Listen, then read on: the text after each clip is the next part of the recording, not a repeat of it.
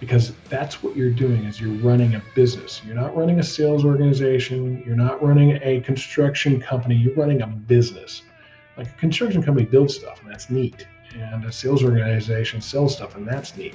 And when we get into contracting, that's usually one of the two things we're good at. We're either really good at selling or we're really good at building something. We get word of mouth and network and more business. And then as we create more and more business, we create more and more risk. And if we're not good business people, we open ourselves up to liability, and this beautiful thing that we've worked so hard for is now compromised, and we could lose it. Protect yourself, be smart with your business. So today, let's talk about risk. Risk as a contractor, we have to realize that with risk comes either great reward or great consequences. You may have heard that in the Spider-Man movie, with great power comes great responsibility. Same thing with risk. The higher the level of risk, the higher the level of reward, but also the higher the level of consequence. Lower the risk, the lower the reward, and lower the consequence. And so I'll put this into terms that hopefully clarifies what I'm talking about. As a salesperson in the home services industry, the risk that we have is pretty minimal. If we make a mistake or a job goes wrong or anything like that, we don't really own the risk for that. The actual contractor does. So I don't have a lot of exposure there. And then I also have this ability to earn some reward, but that's capped a little bit. It can be really great for a lot of really good guys out there. But even then, the ultimate reward of selling a company and the value that goes along with that is still limited as a salesperson, but could be very ideal. I know a lot of guys that have gone from being a salesperson to owning a business, running into all these risk things I'm going to talk about today, back to being a salesperson because they're more comfortable there.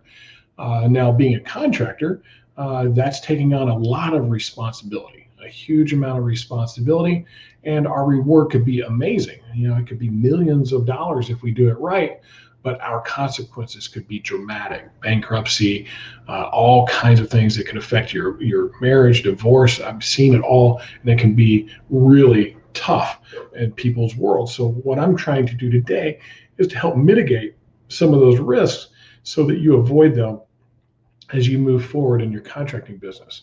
And what I've decided to do is I've decided to put them into 5 different categories.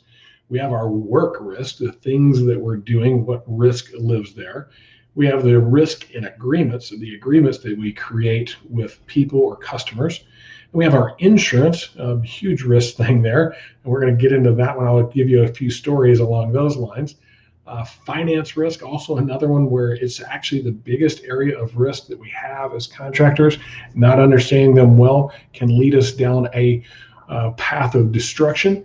And then finally, we have business and just the operational business side of things.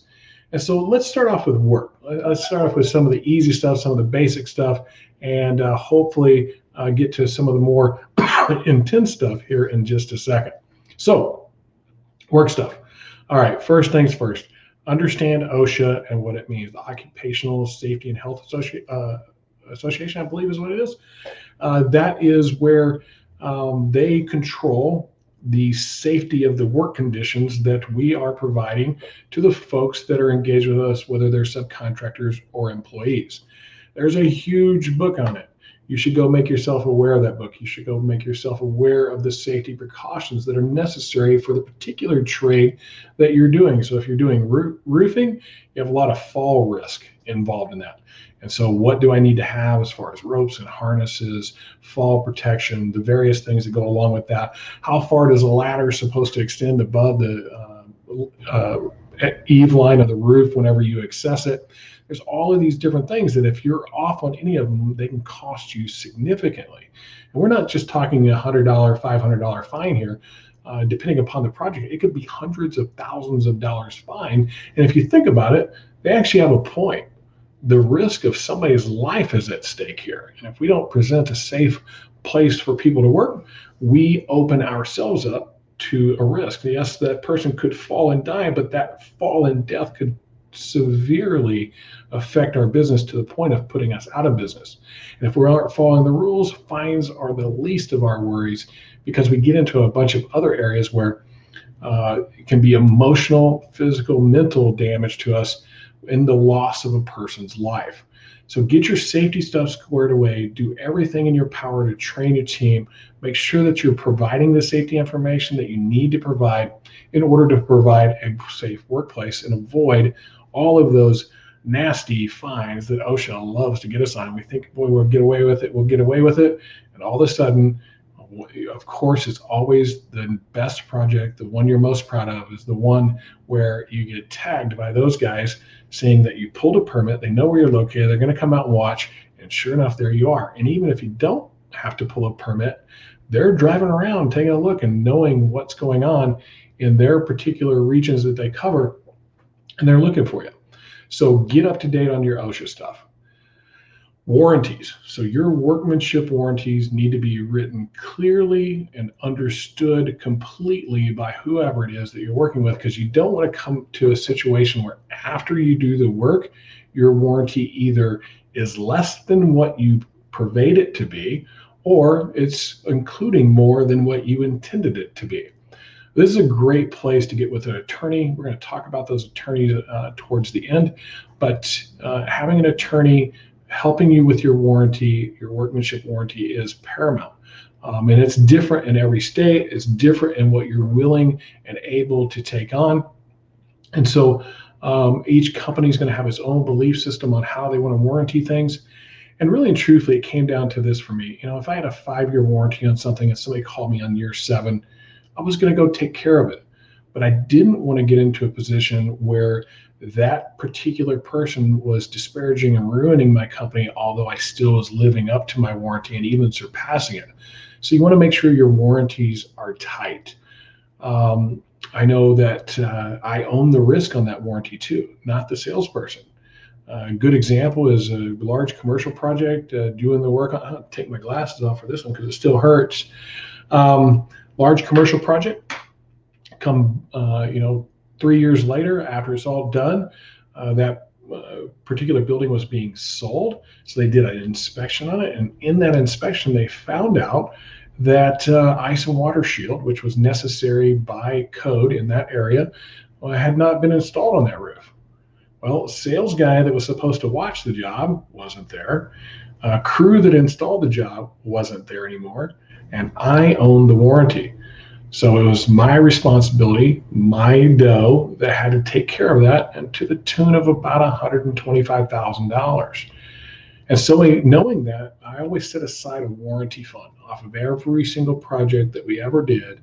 I took a couple of bucks per square and set it aside to cover warranty, to say, hey, if something ever happens, we're able to make sure that we take care of this. And fortunately, we had done that, and it solved a lot of problems for us in having to perform that work, although I wasn't overjoyed at having to outlay that cash. But I was overjoyed at making sure that it was right. So make sure that you have a good, tight warranty, have an attorney look it over. Attorneys for those type of things aren't as expensive as you think. And for what it costs for them, $300, $400, or $500 to have them look it over, make sure it's right, far less than $125,000, or even $10,000 or $15,000 or $20,000 on a project that you may not be responsible for having to deal with because you don't have a good warranty. Injury. So somebody gets hurt on your job site. Who is that person, first off? So are they an employee? Are they a subcontractor? Based on either one of those, do you have the right workman's comp in place, general liability in place, the subcontractor's certificate of insurance and liability? We're going to talk a little bit more about those, but this all ties back to setting proper expectations and being clear about those things from the beginning. That if somebody's injured, what precipitated that injury? Were they possibly under the influence that caused it? Were they, so have had that happen? Guy fall off of a roof, hit the ground, broken bones, all kinds of problems, hospital, and come to find out after a blood test, he was under the influence. Well, we didn't have anything in writing saying you could or couldn't and we suddenly became responsible, had to get attorneys, huge expense. We were ultimately not held responsible in the end after several thousands of dollars in defending ourselves, but it was something that we could have eliminated by having great documentation up front. So make sure you have yourself covered. Now, that's not to say that if somebody gets injured and they get injured in a way that we play a part in avoiding that, we shouldn't be willing to step up and take care of the people that work for us through our insurance. That's what it's there for. Or if we've got to pay out of our own pocket for some reason or another, being willing to do so. So that kind of covers the work side of things. It's not all encompassing, but all the things I wish I would have known. I was really like, hey, boy, if somebody would have just told me those before I got into it, that would have prevented a lot of problems. So let's talk about those agreements a little bit. We have agreements with a variety of different people. We have agreements with our employees. We have agreements with our crews. We have agreements with subcontractors that are maybe sales reps. We have all these different agreements. We have agreements with our people that we're going to do work with. So there's all these different legal documents that need to be taken care of. And so in order to do that, that goes back to that attorney, get those things right. But I want to give you some of the things that may help prevent you from issues. For example, with your crew subcontractors, have a good solid subcontractor agreement, but include in there what may be a consequence of not doing things correctly and what might be a reward. So you might include in your subcontractor agreement, for every job that you do well and it passes inspection perfectly, $100 bonus. But if it doesn't, you're required to fix that job before being allowed to do another job or being given another job. And write in clearly what that entails at all costs. So their costs, their time, their labor, all that stuff, nothing off of you for improper installation. For great installation, you should probably provide some type of reward. It doesn't have to be on every project. It could be every 10 projects. It could be a lot of different things, but make sure it's in an agreement so that it is clear. You don't want it to just be verbal. That's where we get into most of our problems as a contractor. A lot of verbal exchange of information, and yeah, if you do a job great and it passes inspection, I'll give you $100. And then they get their check and there's not $100. You say, well, that's not exactly what I said. What I said was this. Now we have a problem. Now we have a conflict, and things just go drama, ground zero, H-bomb, and everything's a problem. So we want to be really clear about what our agreements look like. We want to be clear about what it takes to do the work, what it takes to get paid, and what that pay will look like and who it will be paid to. For example, you don't want to pay a subcontractor to just his name, like Bob Jones. You want to pay it to an entity. It will protect you and it will protect your homeowner much better to have them have an entity. So like an LLC, a LP, a corporation or incorporation, either one of those would be sufficient to say, hey, there's some protection between entities instead of personal liability. We want to avoid personal liability at all times. We're going to talk about that a little bit too. So that kind of handles subcontractors with your crews, but with your salespeople, let's say you have salespeople that are subcontractors. It's very common in the home service contractor world to have independent sales reps out selling your service, whatever it may be. Maybe your roofing, maybe your pest control, maybe your solar. A lot of those guys are 1099 independent contractors. And we just have a verbal thing with them. They come in and, hey, yep, we're going to pay you 1099. This is going to be your commission. And there you go. Get out there and go. The guy goes and sells a whole bunch of stuff and he's doing well. And then he decides to leave. Well, what does that look like when he leaves? Am I now responsible for everything he's sold to pay him the full commission on when he had other responsibilities like watching the job or collecting things? Well, if that's not written into the agreement somewhere that he gets a part of his reward for each aspect that he does, we owe him for the whole thing. And if he ever goes to the labor board on you and says, hey, I was hired to be a salesperson, I sold these things, they're not paying my commission, and I left, you're going to lose in court. You're going to lose that battle. But if you have an agreement that says, well, he had 3 responsibilities: sell it, watch it, make sure it got built, and then collect the money. And all he did was sell it. So we're willing to give him a third of his commission, and the other 2/3 are going to go to people to take care of those projects. You'll win that as long as it's in an agreement, usually drafted by an attorney and signed off on both parties. So make sure your agreements include all of those little areas that you could get caught in. That's one of the big ones is, hey, this is what it looks like for a salesperson and the responsibilities he has and what portions of the commission are allocated to him, because if he leaves, I got to have somebody else do it.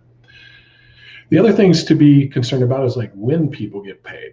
Do they get paid right away when they sell it and they turn in the contract, or do they get paid when the job is built and collected in full? You include those things in your agreement, because you hire somebody, it's a verbal exchange of information. He sells 3 or 4 jobs, and then he gets clarity on the fact that he's not going to get paid until these jobs are actually produced and collected, and he can't make it that far without making some money, and he leaves. Now we have a problem. Now there's an issue. So we want to make sure that we're really clear about those things and how people get paid, when they get paid, when they need to turn in their payroll request form to get paid, because all of those will play a big part in us being clear, setting proper expectations, and having a team that loves us while protecting our company from risk. Then we have the contracts for our work that we do.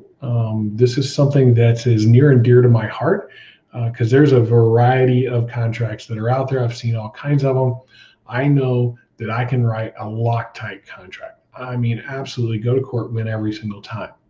But the ability to get that contract signed out in the field becomes very difficult because everything's in huge print and big boldface and stuff like that. And I'm not saying to write a contract that doesn't fully protect you. I'm saying write the contract that protects you while still affords you the opportunity to get business. And if you lose one here and there due to a technicality, it's okay, because you got so many over here that you wouldn't have gotten before because you had this really difficult, hard to understand agreement. Because attorneys, I'm going to warn you about them, they don't like to lose in court. And whatever they write up, they're going to write up an agreement that ensures they win in court. They're going to cover every loophole, everything. And when you try to go to explain that to a homeowner, it gets very legalese and something that somebody doesn't want to sign. It sounds like they're going to have to give away an arm or a baby or something to do work with you.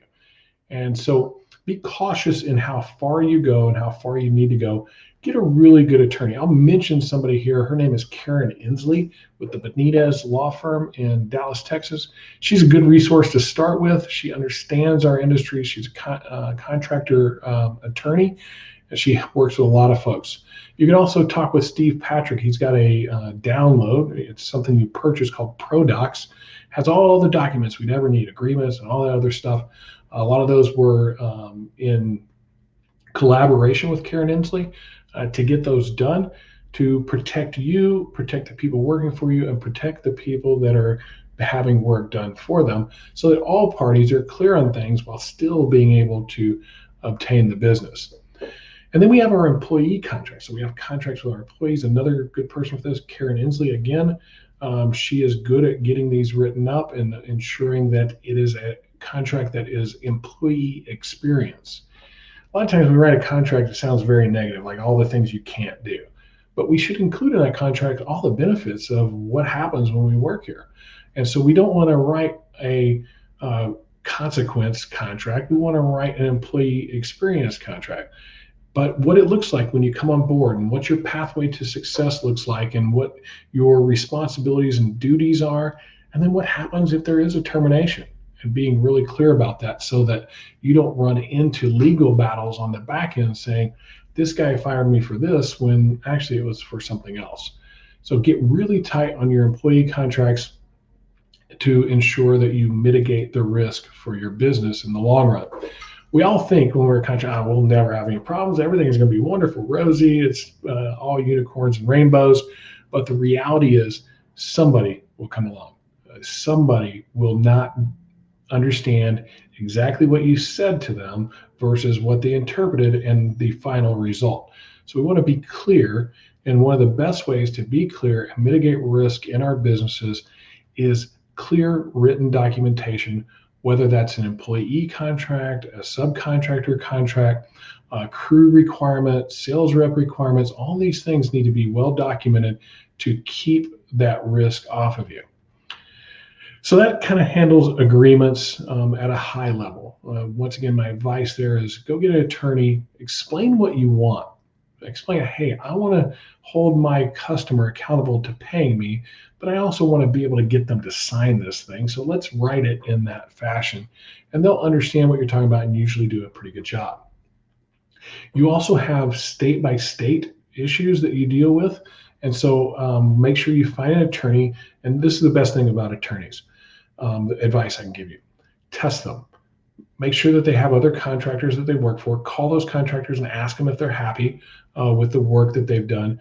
Find an attorney that is used to working with construction contractors, because we are a whole different breed from any other business out there. There's a lot of risk in what we do with injury, damage, all these type of things, warranty. We want to make sure that the person that's writing these things up for us has knowledge of our industry and writes them accordingly. So that's 2, work and agreements. Let's talk insurance. So this is one of those ones where it's kind of fun, because we get into the business and we don't really think about this a whole lot until we decide that we're actually going to do it. We've left wherever we are. We're going to go start our own business. And they're like, I know I'm supposed to have insurance, but I don't know what that looks like. I'm going to go talk to somebody that provides insurance. And they ask us a key question. How much revenue do you think you're going to do this year? And we all, being who we are, is like, it's going to be awesome. We're going to do $5 million or $1 million or $10 million or whatever the number is. And whatever that number is determines how much your general liability is going to cost. So higher the number, the more liability you have and the more your insurance is going to cost. What you really want to do is be very accurate. Be as accurate as you possibly can be, and then a hair over that. So if you think you're going to do $1 million, say 1.2. That way your liability insurance is close to accurate, because if you overpay and underproduce on revenue, they owe you the difference back. But if you overdo and underpay, they're going to come back to you and say, hey, you have a bill with us. And that bill can be pretty large all at one pop.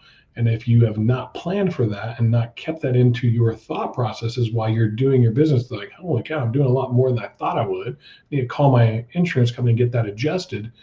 You're going to get a big bill at the end. And if you have spent on other things prior to that, and now you're out of money, you're out of business.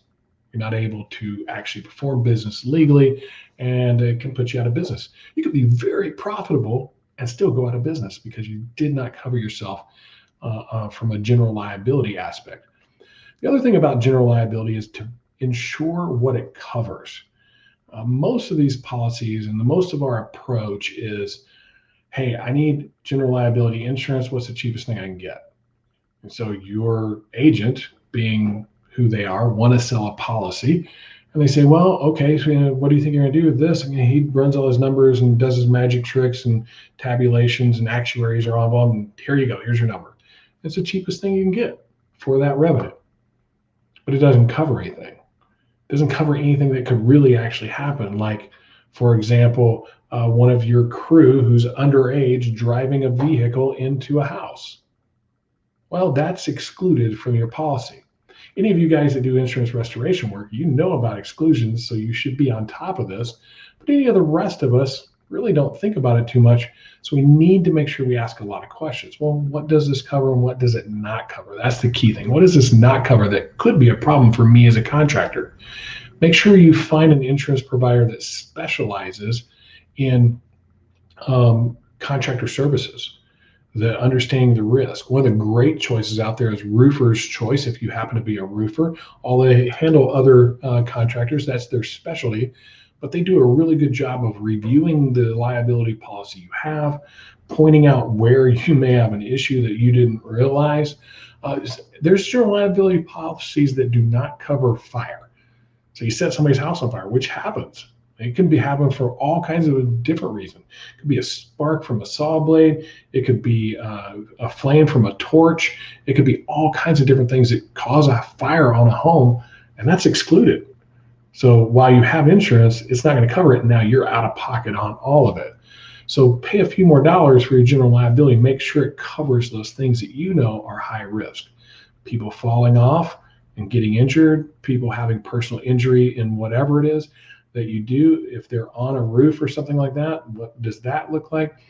Damaging a person's home in any way possible that you could imagine based on what it is that you do. For example, if you're a fencer and you're putting in fence posts, you can hit electrical lines, you can hit water lines, you can hit sewer lines, and all that stuff is supposed to be marked off by the utilities company because you make the phone call first. But even if they mark it off, they may miss stuff and have been known to miss stuff. They also have an agreement that says they're not responsible. And it all falls back on you unless you have it in your agreement that it doesn't, and now the homeowner is responsible because it was their utility that did it. And then what level of responsibility would you have as far as general liability? It could be simple things. For example, if you're a roofer again, and the exhaust cap on their furnace is shoved down too far, backfills carbon dioxide in their house, you kill a bunch of people. Is that covered? Those are really important things. Those are big questions to ask. Think about what it is that you do. What are the possible problems that it could generate? Even the least likely ones, get a list of them and make sure your policy covers it. Now, on the other side of things, you've got subcontractors. So now you're protected on the work that you do, but you've got subcontractors doing work for you. They need to carry general liability as well. And there's a key point in this that you need to get their certificate of insurance. This thing that says, yep, they're insured for that thing, and they're covered. But there's a key little component that I wish I would have known. I wish I would have known that I needed to get the policy as the certificate holder, that my company held the certificate, was to be notified of any changes in this policy, whether it was reduced, eliminated, they quit, they didn't pay, whatever it was, anything happens where that policy was changed or canceled, my company would be notified. I didn't do that, and I learned the hard way. I had crews came in, went to work for me, had a certificate of insurance. I'm like, this is great. I knew I was supposed to get that, and we did work all year long. And we didn't just do a little bit of work. We did $5 million worth of work first year. I thought we were going to do about $3 million. So I was $2 million over. So my liability insurance went up automatically, which I prepared for. I kind of think, hey, we're ahead of the game, so I'm going to hold a little bit more back. But I wasn't the certificate holder on all of those general liability policies for my subcontractors, who went out, got a general liability policy, got proof of it, turned it into me and said, here's my general liability insurance. I went, great, and then proceeded to cancel it right away so they didn't have to pay anymore. And at the end of the year, when I got audited, and it wasn't that year, it was 2 years later, got audited by my insurance company, I'm due $150,000. Fortunately, my business did well and we were able to survive it, but that was not a bill I was planning on. So like I said, I wish I would have known. Get your certificate of insurance and make sure that you're the certificate holder on that certificate of insurance. Make sure that whoever's driving a vehicle that has your company name on it, that is covered by your general liability. That if something happens while that person is driving a truck, whether it's theirs, yours, or somebody else's, that's got your company name on it, what could possibly cause you risk or liability? Make sure that your insurance covers it. So that's your insurance. I've got two more here. I want to talk finance and business, some of the I wish I would have known, but we as contractors have to mitigate our risk. And so we've talked about our work risk. We've talked about our agreements and the risk that exists there. We've talked about our insurance and the things to avoid there to mitigate the risk for our business. So we've got last two things to cover. We got finance and business. So let's talk finance first. So finance has a lot of different cavities to it. I'm not going to cover everything that's a possible risk to your business. There's not enough time in the day to do that, but I want to hit the big ones. And so we're going to talk a little bit about credit lines. Now, when we're first starting our business, we got to do what it takes to get the ability to purchase product. And a lot of us will go the route of getting a credit line. Most of our suppliers and will offer us, or distributors will offer us the ability to obtain a credit line. And we want to be really on top of that, because what it is, that's a debt. Think about that as debt. And so I owe this money at some time if I partake of it. So if you have a credit line, usually when you're smaller and newer, they're going to give you a small credit line. Depending upon the type of trade that you do, that credit line will vary, but they're going to ask, like, how much work do you think you're going to do? And based on that, they're going to be able to assess, like, hey, this is the amount of credit I would be able to offer. And we may even have to offset some of that with our own cash in order to do the production levels that we're trying to achieve. But those credit lines can be very beneficial. Now, one of the things that they're going to ask you to do early on is to personally sign for that credit line.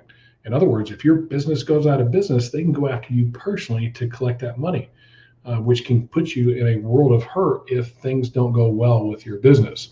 So your goal is, while you may have to do that to start your business, once you've created some credit history and some credit line, you want to go back to those distributors and back to those suppliers and say, hey, I've proven my worth. I've proven that I'm going to be here. I need to take my personal off this. I need to sign for it with my company. And if they aren't willing to do it, find a different distributor.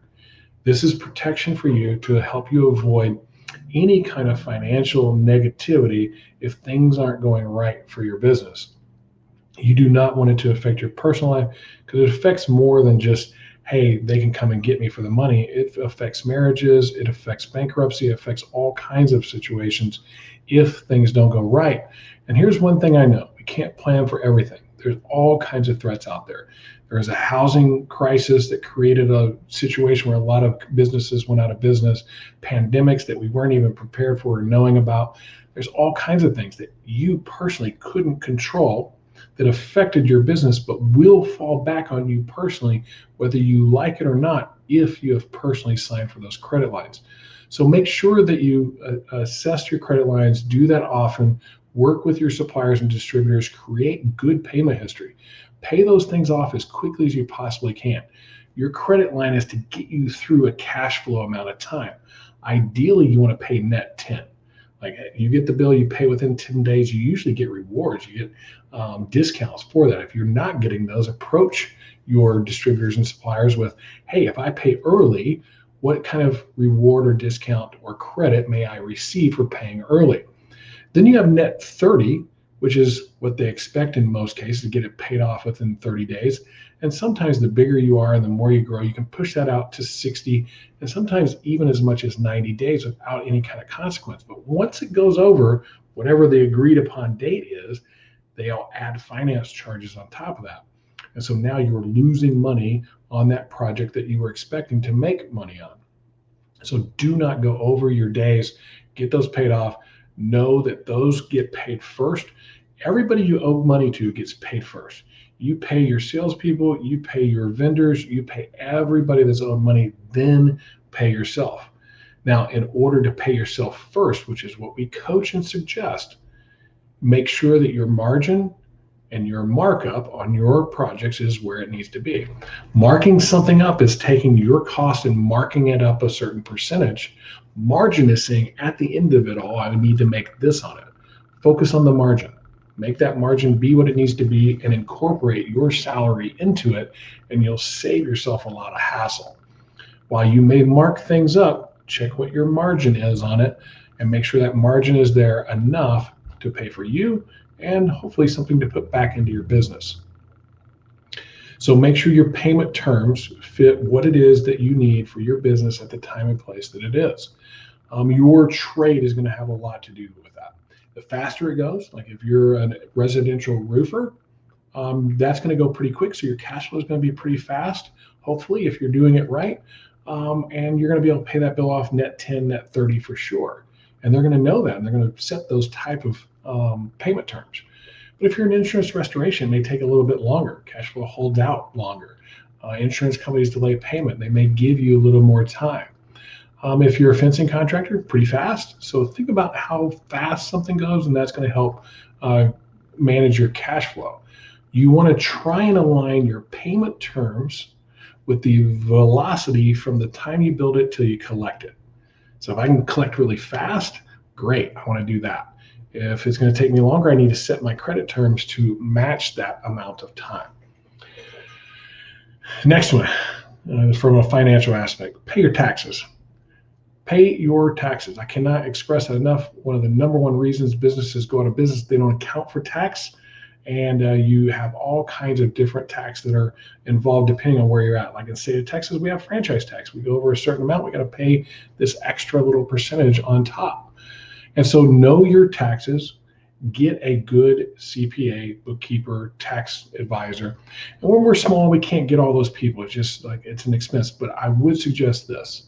The first person you're going to pay for. Maybe you can even manage your books yourself through QuickBooks and things like that. Get a good construction CPA. I wish somebody would tell me that because I didn't get a construction CPA. I had a bookkeeper that worked for me. That bookkeeper knew how to run QuickBooks way better than I did. Was not a CPA, didn't advise me correctly on how to spend my money, use my money. And then also, I trusted them way too much and they stole from me. So there's a risk right there, being too close to somebody and trusting somebody too much that there's no checks and balances for, and leaving them in charge of your finances. You never know what's going on behind the scenes personally for somebody. They have a drinking problem, they have a gambling problem, there's problems in their family, that medical issue, whatever it is. Unfortunately, they choose a bad path that causes conflict and risk for your business. Make sure that you stay on top of your books. Ask every question that you think is pertinent to it. If you're going to work with just a bookkeeper, make sure you understand what your accounts mean and what your categories mean and who they're going to, because you don't want to see something go out and go, I wonder what that is. If you ever ask that of yourself, you need to ask it of your bookkeeper, and they better give you some pretty strong accounting for that. So my best advice, have a bookkeeper, somebody that does your books. It could even be you if you're smaller, and that you can still manage that time and get your invoices in, your accounts receivable and payables, and then have a construction level CPA overlooking your books and advising you on how best to use your money, how best to pay your taxes, how best to organize your business, which we're going to talk about on the business side of things. As you grow your business, you may want to get a tax advisor. We have a tax advisor. I had a tax advisor as a contractor. This tax advisor, their whole job is to help you set your business up in a way that it gives you the highest tax benefit without crossing any lines. And so taxes aren't black and white, unfortunately. I wish they were. They are by each little code, but does that code apply to you or not to you? Everybody wonders. You want to be as close to the black and white as possible, not a whole lot of gray. I'm going to leave that up to you on how far you want to press that, but a great tax advisor is the person to get in place to let you know, hey, if we reorganize your businesses and did this with this way, this would be the tax benefit to your business. They are an expense. I don't usually suggest them when you're under about $2 or $3 million as a contractor, but once you get over that, take a little money, invest it into that advice. You'd be shocked at how much they save you in taxes. So that brings us to the business side of things, the last piece of this avoiding risk aspect of things. And one of the things, big ones that I see is new construction versus retail. Okay, so this new construction is you're working for a general contractor and they want you to do something for them. They want you to put siding on their houses, install windows, put roofing on, install the gutters, or whatever it is that they have a lot of. You may even get with some of these big general contractors that build thousands of houses. But their whole thing is, how low can I keep my costs and how much can I charge for this house? Basic economics. So they pit everybody against each other and keep those margins as low as they possibly can on new construction. I mean, I've seen like $200 per job in actual profit on what would normally be a $10,000, $15,000 project. But there's a bunch of them and they line up and we think, wow, we are doing a whole bunch of work and generating a whole bunch of revenue, but there's very little profit. So make sure that you understand your margin if you're going to get into new construction. And my advice, really and truthfully, to us blue collar guys that do home service contracting, stay away from that new construction if you can. and go after the retail side of the business where we're working directly with the owner of that property and doing the work. So we might be doing fencing, we might be doing roofing, excuse me, we might be doing siding, installing pools, whatever it is. I want to work directly with them. I don't want to work through a GC because he's the one making all the money on this new construction side of things. Stick with that retail world where you can charge a value proposition situation to ensure that you're being profitable in your projects. So I did some new construction stuff and it didn't even last 6 months. I'm like, we're not making any money there. Stop that. The other thing is assess all of what you do as services by the service that you offer and determine whether it's profitable or not. Because many of you do multiple things, all the way to the level of like being a home builder and you do the full gamut, everything. Maybe you're a remodeler. And so a remodeler does all kinds of different things. They install garage doors and redo basements and redo kitchens and redo bathrooms, all kinds of stuff. Do all of those make you money? Are you doing one to get another one? I'm losing money over here, but making money over there. Well, why would you do that? Just stop doing that one and be great at this other one and be highly profitable in your business. You might actually generate less revenue because you're not doing this over here, but your margin expands dramatically. You walk away with more money. If there's one piece of advice that I wish I would have known, it was that. As an insurance restoration contractor, we felt the need that whatever needed to be restored, we would take on for the homeowner. That would include roofing, siding, windows, gutters, paint, drywall, you name it, screens, everything. There was a lot of those things we weren't great at. They weren't profitable. The insurance companies didn't pay enough for. And over time, as I started to break them down and look at them individually, I'm like, why in the world are we doing these window screens? Just in the time alone, we're losing money, much less making money on the actual project itself. Okay, Mrs. Jones, we don't do window screens anymore. Here's a great resource for you. Take them off a home. We'll do that for you while we're here, just as an extra benefit and service. And take them over to True Value, and when we get done with the work, we'll put them back on. We don't hold any liability for it. It's not our workmanship. We don't have to warranty it. We don't lose money on it, and we saved a ton of time. That's our goal with our businesses, is to reduce risk and increase profit or the reward. So that's a little bit about new construction, assessing each trade that you do, and making sure that you're profitable on it, and getting things out of your world that you aren't good at, and just be honest with the homeowner. We're a master at this. We're great at this thing. We're great at roofing. We're great at fencing. We're great at siding. No, we don't do carpentry trim work. Because first off, you don't. Secondly, you got to find somebody that does if you take that on, and then you got to hope and pray that they're good at it.